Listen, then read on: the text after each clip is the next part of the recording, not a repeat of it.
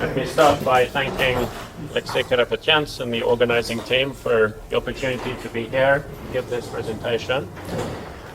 So I'm going to speak about a topic that maybe is not so typical for this workshop. So I will start with some introduction. I will introduce both concepts from abstract algebra and from fractional calculus, because the talk method of Mikusinski's operational calculus is combining these two fields. So section 2 is also kind of introduction to the existing knowledge on how this method of Mikusinski's operational calculus has been applied to ODEs of both integer order and fractional order.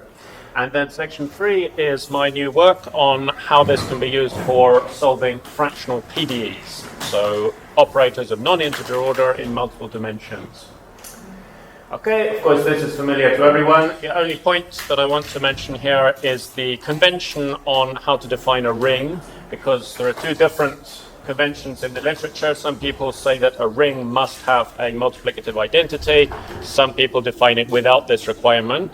So in my terminology, a ring must have a multiplicative identity, a one element, and if it doesn't, then I call it a ring instead. So every field is a ring, every ring is a ring. Now, another important fact from abstract algebra, I just mentioned this at the beginning, we will use it later.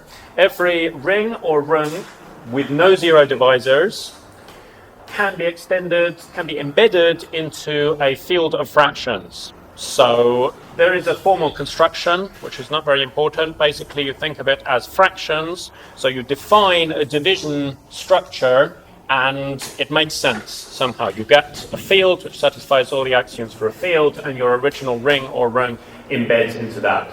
For example, from integers to rational numbers, from a ring of polynomials to a field of rational functions. So this is just something we will use in the construction later. Okay, so fractional calculus. I guess everyone knows what it is. Fractional calculus is just the study of differentiation and integration to non-integer orders. So the order of a derivative is not only a whole number, but it could be a real number or a complex number. I mentioned the reference text of Sanko, Kilbas, Marichev, which they call the Bible of fractional calculus. It's 1,000 pages, published in Russian in 1987, English in 1993, and some other textbooks, in case anyone is interested. Here are the key definitions. So at the top we have the fractional order integral. So this is the integral to order mu. Mu is the fractional order. T is the independent variable. 0 is the constant of integration. So we could replace this 0 by an arbitrary c. I'm going to keep it as 0 in this talk. RL is just a label, Riemann-Liouville, saying what type of fractional integral we're using. Now, from the complex analytic viewpoint, there is only one natural way to extend this fractional integral to a fractional derivative, because this expression is an analytic function of mu, the fractional order. Mu is now a complex variable, of course, which means we can consider this as it depends on mu, but only on the right half plane, assuming f is in, of course, the suitable function space. So if you have an analytic function on the right half plane, it's natural to think about extending it by analytic continuation to the entire complex plane. Analytic continuation is unique, so there is a unique way to do this, which is the Riemann-Liouville derivative. So from the complex analytic viewpoint, this is somehow the natural extension of the Riemann-Liouville integral to negative order integrals, which would be positive order derivatives. There is another popular fractional derivative, which is called Caputo. It's the same as Riemann-Liouville, except the order of these two operators is swapped. So you have a fractional integral of an ordinary derivative instead of an ordinary derivative of a fractional integral. Those operators do not commute, so these two are not equivalent. The advantage of Caputo is that if you set up an initial value problem, Riemann-Liouville derivatives require fractional initial conditions, which is not very physical. Classical type initial conditions as needed for Caputo are much easier to measure, to interpret in physical problems. So a lot of applied scientists prefer to use Caputo for this reason. I also mentioned some important special functions that appear a lot in fractional calculus. The Mittag-Leffler function, classical Mittag-Leffler function, is sometimes called the fractional exponential function. It appears a lot when you solve fractional differential equations, just like the exponential function comes out from ordinary differential equations.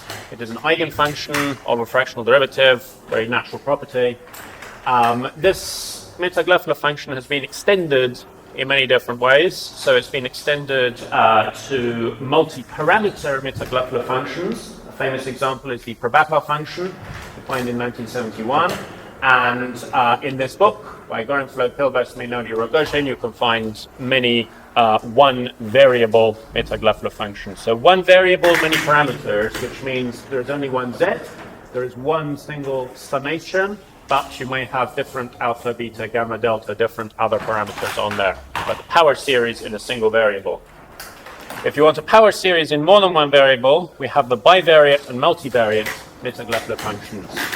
So bivariate Mittag-Leffler functions we recently surveyed. Turns out there are many different bivariate Mittag-Leffler functions, but you can sort of gather them together in big families of functions. Multivariate Mittag-Leffler functions, we have not really categorized yet. Again, there are different types. I mentioned here an important one defined by Gorenflo and Luchko in the 90s. This is important because it will come out in the process of solving multi-term fractional differential equations. We will see this function later on in the talk. So this is kind of the end of the basic preliminaries. Now, for Mikusinski's operational calculus, I prepared this slide to introduce the idea, and it has color coding, but I think the color coding is not very visible here. It's supposed to be blue and red. So maybe instead I can go to the next slide, but I will just say firstly again, this is using abstract algebra to solve problems in analysis, which means we have a lot of mathematical objects that can be interpreted either in an algebraic way or in an analytic way. For example, a set, we interpret it as a function space, or we interpret it as a ring. So here we have color coding and columns. So you can see what's on the left is all the analytic concepts, on the right is the algebraic concepts. So we start with a function space, some suitable space, depending on the type of problem we're solving, and we interpret it as a ring or a rung. So that's the algebraic structure under two operations, which is pointwise addition of functions, but not pointwise multiplication. We use convolution of functions. Then we extend this ring to a field of fractions by the construction that I showed earlier. You can prove it has no zero divisors, then it extends to a field. The field of fractions has nothing on the left. So there is no analytic interpretation of this. The field elements, some of them are functions, some of them are operators, some of them are just abstract field elements that only exist in an algebraic sense. But it is a field, and it turns out to be useful because if integration can be interpreted as multiplication, multiplication being convolution, then what's the inverse of integration? More or less differentiation by the fundamental theorem of calculus. So that can be interpreted as division. Anything can be divided in the field because it's a field. That means if you have a differential equation, you interpret it as an algebraic equation. It's not a transform, it's the same equation with a different interpretation. You solve it algebraically in the field. In a field you can multiply, add, divide, whatever you want. And then if the solution is in the original function space, then it becomes a strong solution of the differential equation. Okay, so key figures in this field, Mikusinski himself, of course, a Polish mathematician who created this methodology, and in the application to the fractional setting, the main contributor has been Yuri Luchko, who is still very active. I will show a lot of papers of him later. There's a big bibliography on this talk, in case anyone is interested to read more.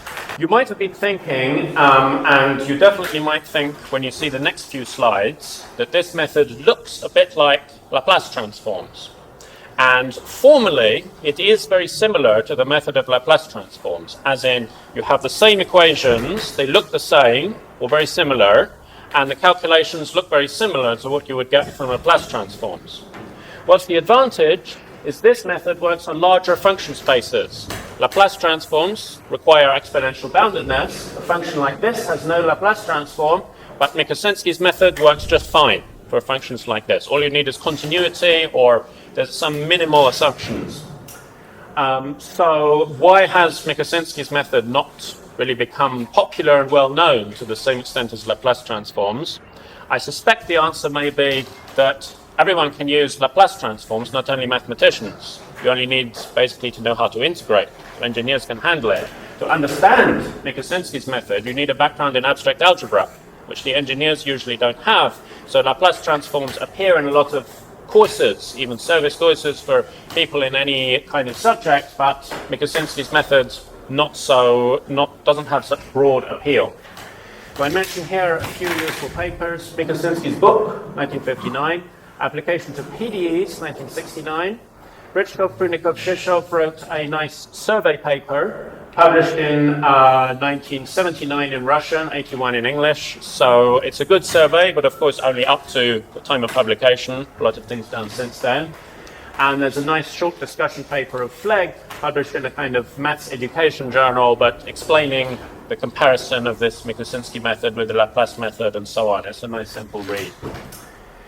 So let me show you how this method works for classical ODEs, how Mikusinski used this method. So I'm going to do it for classical ODEs, and then fractional ODEs, and then move on to fractional PDEs, which is the new development here. So the function space is simple, continuous functions on the closed half line, 0 to infinity. Addition, convolution, this space forms a ring. There is a nice theorem of Titchmarsh, chapter 2 of Mikusinski's book, which proves that this ring has no zero divisors. That is the condition that says we can extend it to a field. So we have a field, call it M, and in this field, I use this nice symbol for a convolutional quotient. So when we divide f divided by g, this is not pointwise division. It's not like a polynomial over a polynomial as a rational function. It's convolutional division, which often does not exist for functions, but we've created this field, this abstract algebraic setting where we can always do convolutional division. So this thing always makes sense in the field. Integration is convolution with a unit function. So integration is multiplication in the field. Convolution with 1, I'm calling this L, constant unit function, gives the integral of g. Here is the key theorem.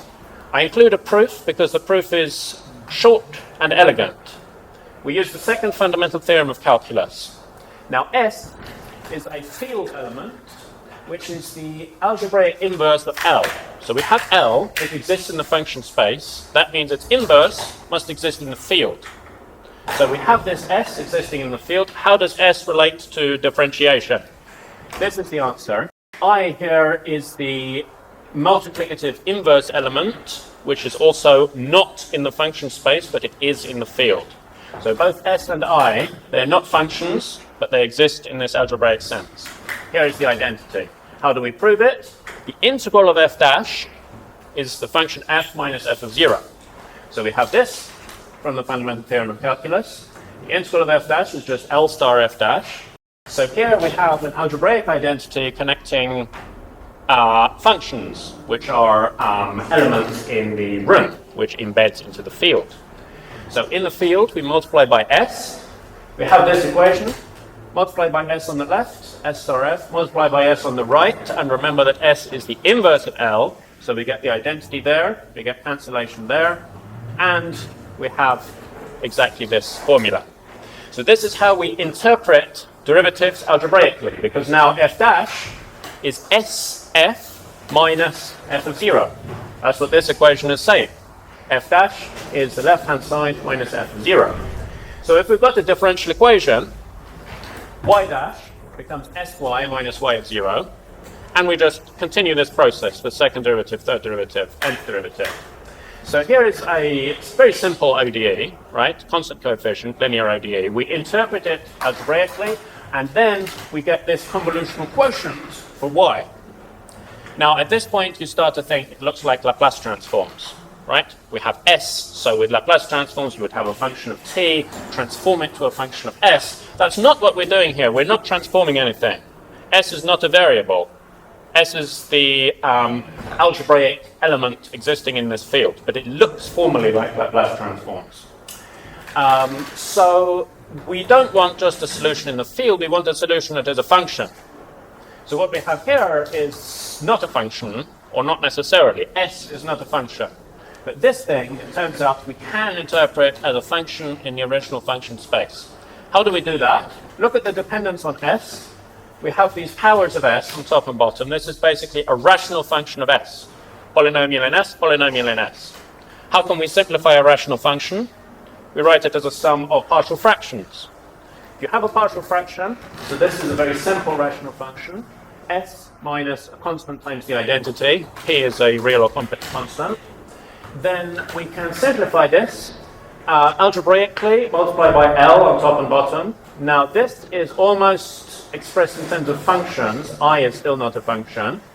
Expands the inverse as a geometric series, and convolution of L with itself, n or n plus 1 times, gives you a power function, and this is the exponential power series. So from partial fractions, we will get a linear combination of exponential functions, which is exactly what we would expect, of course, for an ODE like this. Okay? So, great. But so far, we're not really getting anything new. Okay? We already knew how to solve ODEs like this without needing this fancy algebraic method. So what's the point? Well, the point is in fractional calculus.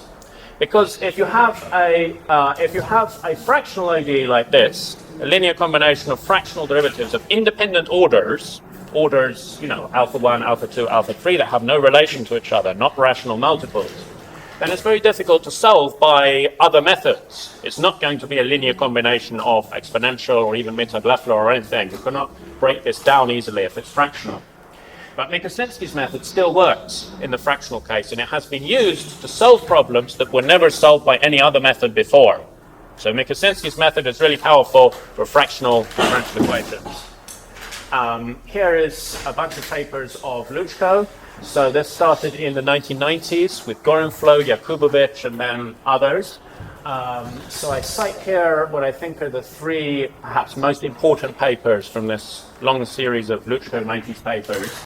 Hadi Luchko for Riemann-Liouville derivatives, Luchko Gorenflo for Caputo derivatives, and one single author paper which is kind of like a survey. It covers all the different types of operators and equations that were solved with this method.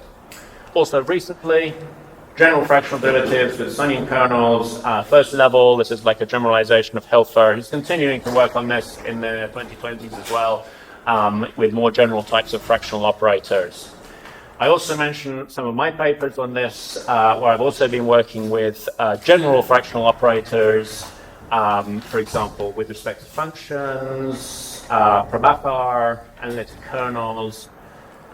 But let me now explain how this works. I'm going to write up one function space on the board that we're going to be coming back to a lot. So let me use the same notation, T to the P, F1 of T.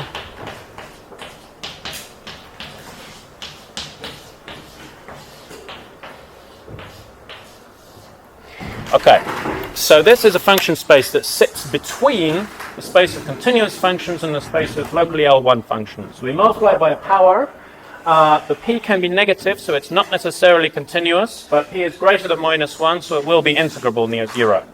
This is the function space we use. It can be C alpha in general. C -1 is like the important one, the biggest one where, because they're nested inside each other, they have this convolutional property. So this is the biggest space that has this ring property. It is a ring, again, under addition and convolution. The same type of convolution, Laplace type convolution. Again, it extends to a field. We call that M alpha. So fractional integration is, again, convolution. The Riemann-Liouville fractional integral is just a convolution with this element h mu, this fractional power function. And h mu has an inverse in the field. So we should be able to express fractional derivatives in terms of this inverse, right? So let's just recall how it worked with classical derivatives. S, which is the inverse of the integral thing, is related to the first order derivative and some initial condition. So for fractional derivatives, we expect to see this S mu, the algebraic inverse of H mu, let's go to here. So here we have the fractional derivative, the S mu, and some fractional initial values. This is for the Riemann-Liouville derivative. For the Caputo derivative, again, S mu, the fractional derivative, but classical initial values. So you see the difference between Riemann-Liouville and Caputo. They're both expressed in terms of S mu, but different types of initial values are involved. That's always how it works, difference between Riemann-Liouville and Caputo. So fractional differential equations, here we can solve a simple case with just one fractional derivative involved. We interpret this ODE in an algebraic sense. We rearrange it algebraically. This is a convolutional quotient in the field. And this field element we interpret as a ring element because we end up with a series, which is exactly the series for the Mittag-Leffler function. So you solve this ODE, you get the answer as convolution with a Mittag-Leffler function. This was already known. This was done by other methods before Luchko came along with the Mikusinski method. But here is a multi-term fractional differential equation. See the fractional orders here, mu, mu1 up to mu n. They're all independent. They can be anything, any, let's say, positive numbers. But you can still solve it, interpret it algebraically, do the division in the algebraic field, and then this thing is not just a geometric series anymore because you have a sum to the power minus 1. It becomes a more complicated series for which you need the multivariate Mittag-Leffler function. This was actually why Gorenflot and Luchko introduced the multivariate Mittag-Leffler function specifically to solve this type of PDE. And they were the first people to solve these multi-term PDEs with independent orders. Before that, people had solved multi-term PDEs where, for example, all the fractional orders are rational multiples of one fixed fractional order, which is also valuable, but it's only a particular case. Here they're totally independent. So now we come to the new results here, the research question, which is about how to apply Mikusinski's theory to fractional PDEs. There is this one paper of Gutterman from 1969 applying Mikusinski to PDEs of integer order. Gutterman apparently did his PhD on this and then left mathematical research, so he didn't continue. This paper has very few citations, probably about half of its citations are from me, so this didn't take much attention. I tried to apply the method to PDEs with fractional Laplacians, didn't work. There is no function space that has the properties that will be required to apply the same method in the same way with fractional Laplacians. Basically because the operator is global, it's not just on an interval or on a half line, but it would be in the real sense on the whole real line or on the whole n-dimensional space, and it's hard to define a convolution to get the suitable convergence with that sort of operator. What we can do is we can use Mikusinski to solve fractional PDEs of Riemann-Liouville type. So first we need a function space, and we need basically an n-dimensional version of this. So this space, we have functions f1 continuous on the closed half line, multiplied by a fractional power bigger than minus 1. So in n dimensions, we take a function that's continuous on the closed first orthant. So in 2 dimensions, this would be the first quadrant, 3 dimensions, first octant, and in general, this thing. And we multiply by fractional powers of each coordinate. All of these fractional powers greater than the fixed value. So in our case, we would be interested in eta being minus 1. N-dimensional analog of this space first defined by Dymowski in the 1960s. N-dimensional convolution in the natural way, right? You integrate fold integral.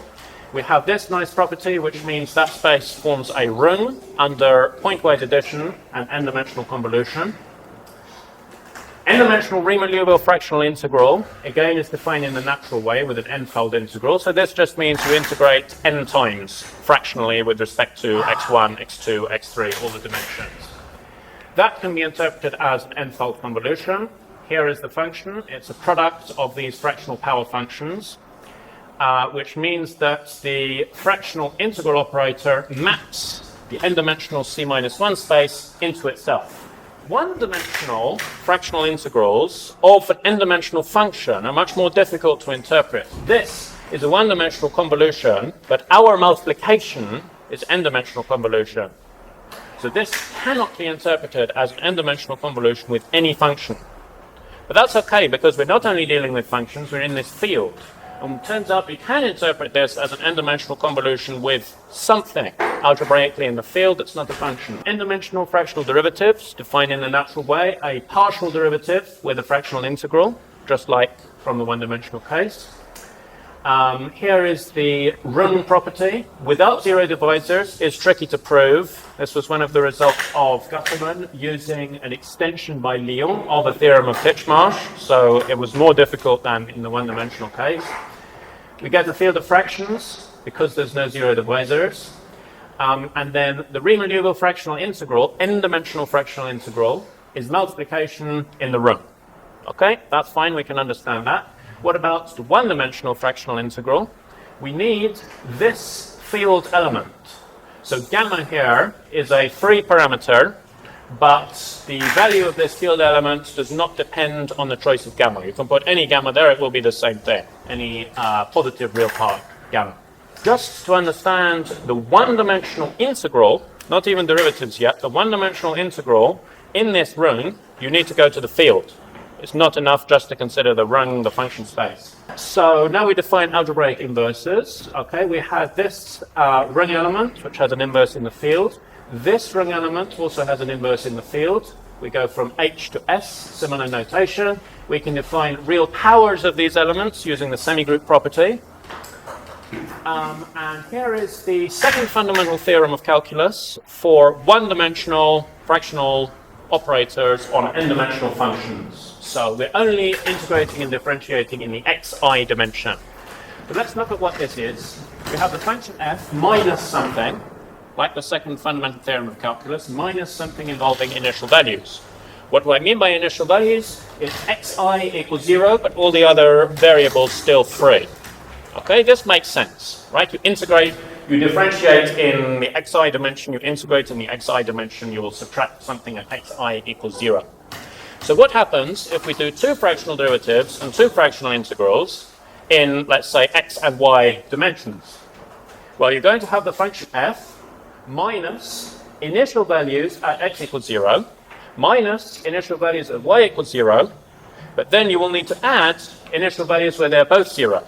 So it's like inclusion-exclusion principle. You subtract in one dimension and then you add in the combined two dimensions. For the n-dimensional setting, this is going to get really ugly, right? So you cannot even write it in a nice closed form.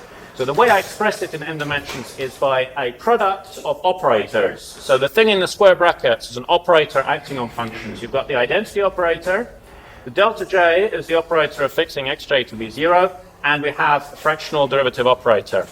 So if you imagine n equals 2, you will get identity, just f, identity times identity, minus initial values at x equals 0, x1 equals 0, let's say, minus initial values at x2 equals 0, and then by multiplying together the last term, you will get minus minus, which is plus, initial values where they're both 0, and double fractional derivatives, which is exactly what we got in the two-dimensional case.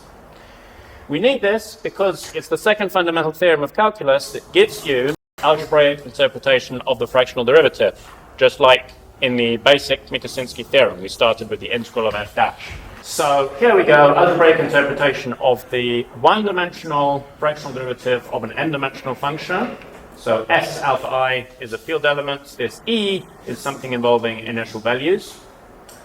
In two dimensions, so two-dimensional function, two-dimensional integral. So this is the two-dimensional fractional derivative, two-dimensional convolution, and it's expressed like this. Okay, again, it's S convolution F, minus something, plus something, all of these sort of initial or boundary values. In n dimensions, of course, we have this big, nasty product again. It would be very difficult to expand out as a sum, but basically this is plus, minus, plus, a bit like this. It's like the principle of inclusion and exclusion. So this is the interpretation of all the operators. Let's try to actually use this to solve a PDE. So here is a PDE in two dimensions. It's the easiest case, higher than one dimension. It's on the first quadrant, is our domain, closed 0 infinity cross 0 infinity. We have boundary conditions on both parts of the boundary, and we also have a condition at the corner point. So these are all fractional boundary conditions because it's Riemann-Liouville type. We still need to work on Caputo type and see what conditions come out there, but that's a work in progress. So we interpret it algebraically. This capital F is where we hide all the boundary conditions in one big expression that's known from the boundary value problem. We rearrange this algebraic equation, and then those things in parentheses, we just have to interpret these quotients in the field, we should interpret as functions in the row. Some Mikusinski trickery, like what I showed you earlier for the exponential function, but a bit more complicated, will give these results in terms of the right function, which is also studied by Luchka. And then you get the solution of the PDE. So here it is on the top line in terms of this capital F, where all the boundary conditions are. All the rest of this slide is the full solution in terms of all the boundary conditions, initial conditions, all these things. So it's complicated, but it is an explicit solution for this model problem. So that was a model problem, 2 dimensions. We want to extend to n dimensions. We want to extend to multi-term differential equations. So for multi-term, instead of the right function, we need this 5-parameter Mittag-Leffler function that, by a lucky coincidence, we already worked on a few years ago before doing this work. So we've got that function. For n dimensions, we're going to need this special function, which, as far as I know, has not already been studied, this specific special function, so we may need to define it and work on that, find its properties before using it. It will be useful because we already know it emerges naturally from solving n-dimensional fractional PDEs. So let me conclude. We've got this algebraic method for solving differential equations applied to ODEs, PDEs, fractional ODEs, more general fractional ODEs, and now we're starting to apply it to fractional PDEs. So a lot more work to do here. We need to do multi-term, n-dimensional PDEs, Caputo type, maybe other domains for PDEs, because so far we've only looked at this first quadrant. What if you have a compact domain, for example? Lots of things to investigate. Lots of probably more challenges coming up. Lots of references. Let me know if you want me to stop on any of these. Otherwise, thank you, I'm done.